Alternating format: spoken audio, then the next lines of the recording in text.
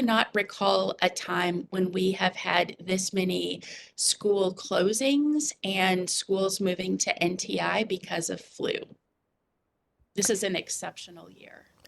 Local medical experts are raising the alarm as the flu continues to spread across Kentuckiana.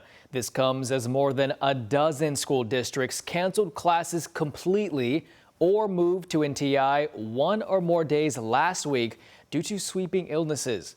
The largest school district in the state, Jefferson County Public Schools, is still set to be on NTI on Monday. Around 3,000 cases of the flu were reported at Norton Children's Hospital alone within the last 2 weeks. Our Ian Hardwitt took a visit to the hospital to see how you can stop the virus from spreading. Although the best time to get your vaccine is before Halloween, it's not really too late at all. Tina here says this is the best way to prevent yourself from spreading the flu to other people. I'm disappointed that those immunization rates have gone down this year, and it very well may be that's why we're seeing this surge or more children that are sick. U of L Health pharmacist Tina Claypool reassures that the drug used to treat severe cases of the flu, commonly known as Tamiflu, is still well stocked in the hospital. However, she said it may be difficult to get a hold of in neighborhood pharmacies. A spike in flu cases, thousands in children this week and the last, forced several surrounding school districts to close their doors.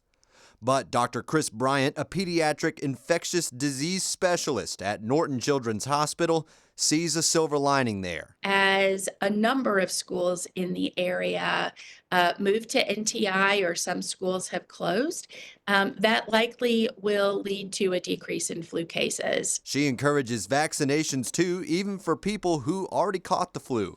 It protects people from other variants that may be going around. In Louisville, Ian Hardwitt, WHAS 11, on your side.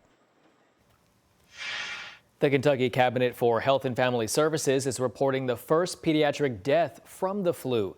The child had not been vaccinated. The cabinet said the flu is usually a mild illness, but if symptoms like difficulty breathing, a fever that won't break, or dehydration do not go away, you do need to seek medical attention. Vaccination rates seriously declined this year. Only 17% of Kentucky kids got the flu shot, and only 2% got the updated COVID shot. And we've seen the effects of that. The Louisville Metro reported a jump to 9,000 cases of the flu this week, almost up 3,000 cases in 1 week. And despite JCPS being out on NTI Day yesterday, the school district said its predicted attendance level was at 84%, so extracurriculars would not be canceled. WHAS 11 was there last night at 2 basketball games. They were being played with large crowds. Nearly all fans were not wearing masks. We've heard it for weeks now, and I've even reported on it. Mail delays frustrating U.S. postal consumers right here in Kentuckiana.